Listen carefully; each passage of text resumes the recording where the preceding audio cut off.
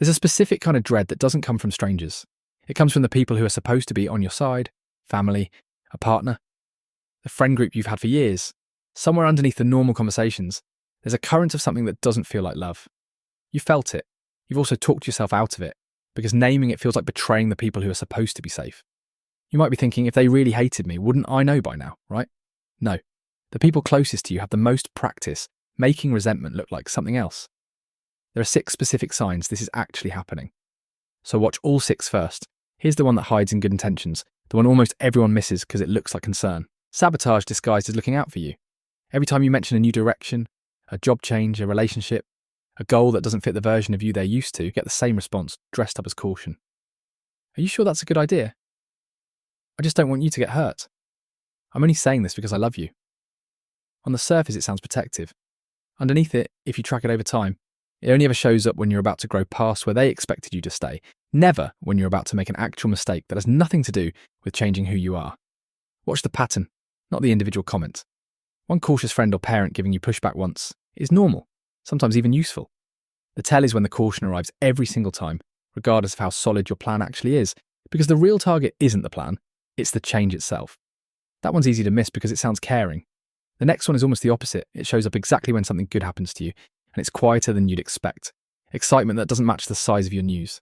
You share something genuinely good, an achievement, a relationship milestone, and you get a flat, "that's nice," where real excitement should be. Or worse, the conversation pivots almost immediately to something about them. This isn't about people being bad at expressing emotion. Watch how the same person reacts to someone else's good news in the room. If the enthusiasm shows up there and goes missing specifically with you, that's not a personality trait. That's a signal, and it's one most people are too polite to ever name out loud. You might be thinking maybe they're just not an emotional person, right? Sometimes.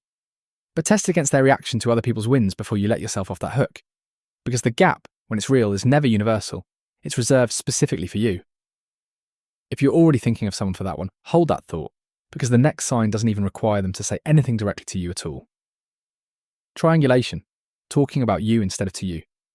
You find out secondhand that something you said or did got discussed, dissected, reframed in a conversation you weren't part of. Maybe a sibling mentions it offhand.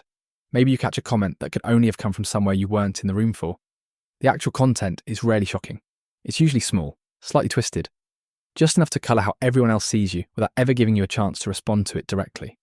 People who are actually fine with you say things to your face.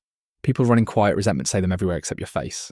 Before we go any further, which of these have you actually noticed in someone close to you, even once, even if you brushed it off at the time?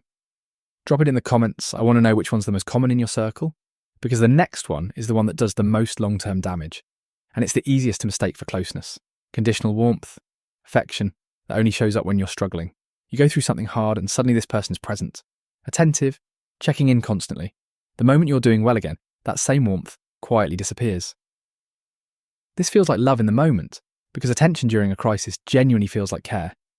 But real care for someone doesn't have this particular rhythm, showing up hardest at your lowest points and going cold the second you don't need rescuing anymore. What it actually rewards, often without anyone consciously realising it, is you staying the version of yourself that needs them, not the version that's actually thriving. That one comes from people who'd be offended if you ever said it out loud to them. So does the next one, and it usually arrives wrapped in the phrase, "I'm just being honest." Criticism delivered as love, the kind that always lands sharper than the situation calls for, justified afterward with, "I only say this because I care." Real honesty, the kind that actually comes from love, tends to be specific, kind in delivery, and offered because you asked or because it genuinely helps. This version is different. It's frequent, it's rarely requested, and it almost always targets something close to your identity rather than something fixable. Your choices, your appearance, your relationships, dressed up as tough love. The giveaway is how it feels afterward. Real honesty, even when it stings, tends to leave you feeling clearer, like you actually understand something useful you can act on. This version leaves you feeling smaller, vaguely defective, with nothing specific you could even fix if you tried. And here's the one I told you about at the start, the one disguised as something that doesn't even register as hostility until you've seen it named.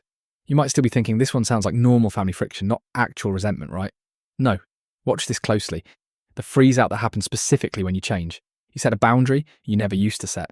You stop playing the role you've always played, the peacekeeper, the one who apologises first, the one who's always available.